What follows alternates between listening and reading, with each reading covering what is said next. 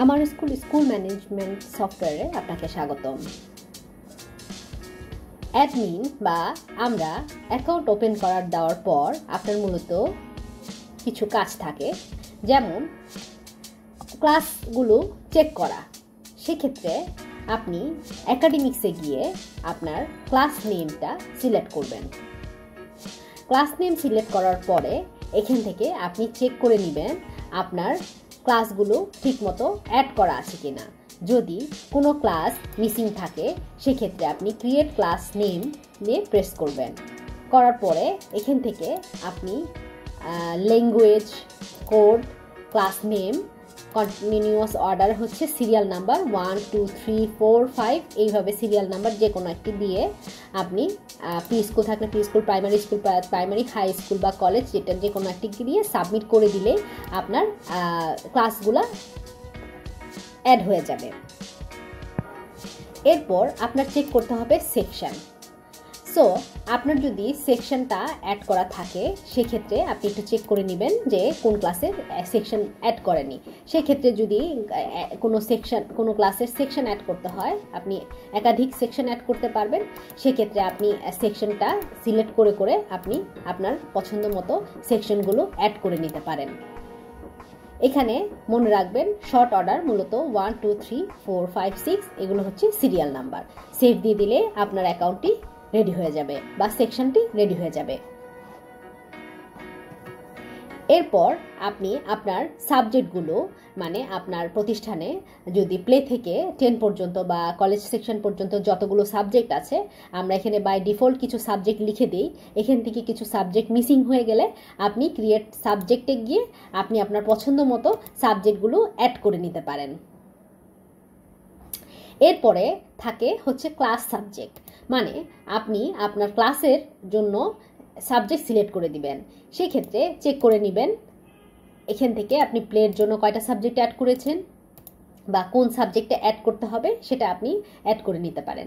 সেক্ষেত্রে আপনার create add সাবজেক্টে প্রেস করতে হবে।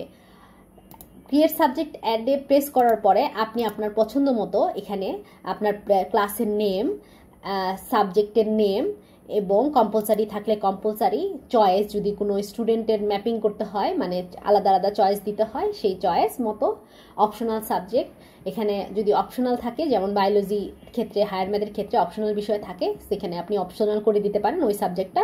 রিলিজিয়ন যদি থাকে তাহলে রিলিজিয়ন অপশনটা দিয়ে দিবেন। আর এক্সট্রা কারিকুলাম এখানে অনেকগুলো অ্যাক্টিভিটিস দেওয়া আছে, যেরকম ধরেন যদি এমন কোনো নাম্বার থাকে লাইক মিউজিক, সেক্ষেত্রে আপনি শুধুমাত্র কোনো নাম্বার অ্যাড করতে চাচ্ছেন না, শুধুমাত্র শো লেটার গেটে দেখাতে চাচ্ছেন, ওই অপশনটাও করে দেওয়া যেতে পারে। সো গ্রুপ থাকলে সায়েন্স, আর্টস, কমার্স থাকলে আপনি গ্রুপ ভিত্তিকভাবে করে দিতে পারেন। শো অর্ডার 1 2 3 4 5 যে কোনো একটা শো অর্ডার দিতে পারেন। আর ক্লাস টিচারকে অ্যাসাইন করে সাবমিট করে দিলে আপনার ক্লাসটা অ্যাড হয়ে যাবে। এরপরে থাকে হচ্ছে স্টুডেন্ট ইনফরমেশন থেকে স্টুডেন্ট রেজিস্ট্রেশন, মানে আপনার এখানে স্টুডেন্ট অ্যাড করতে হবে। সেক্ষেত্রে স্টুডেন্ট রেজিস্ট্রেশনে যাবেন। স্টুডেন্ট রেজিস্ট্রেশনে গিয়ে আপনি হচ্ছে ক্রিয়েট স্টুডেন্ট করলে আপনি স্টুডেন্টের যাবতীয় যা ফিল আপ করার আছে আপনি সব কিছু ফিল আপ করতে পারবেন, যেমন একাডেমিক অ্যাডমিশন ইয়ার, তারপরে হচ্ছে ক্লাস নেম এবং কোন সেকশনে ওকে ভর্তি করাবেন সেই সেকশন। এখানে মনে রাখবেন স্টার মার্কগুলো ম্যান্ডেটরি অবশ্যই লাগবে। আর যদি আপনি আদার্স যদি ওগুলো অ্যাড করতে চান সেক্ষেত্রে আপনি আপনার পছন্দ মতো অ্যাড করে দিতে পারেন।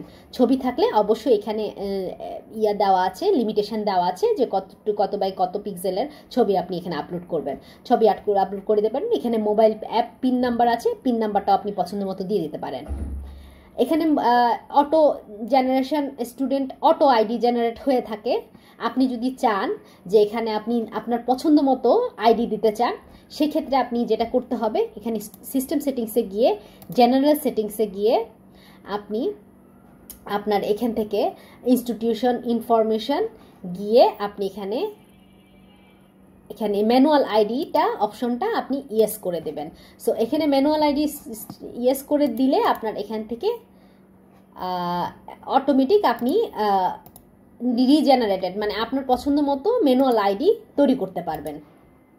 তো এই হচ্ছে বেসিক একটা ইনফরমেশন। আপনি অ্যাকাউন্ট ওপেন করার পরে আপনার বেসিক কাজ হচ্ছে এই পর্যন্ত। ধন্যবাদ।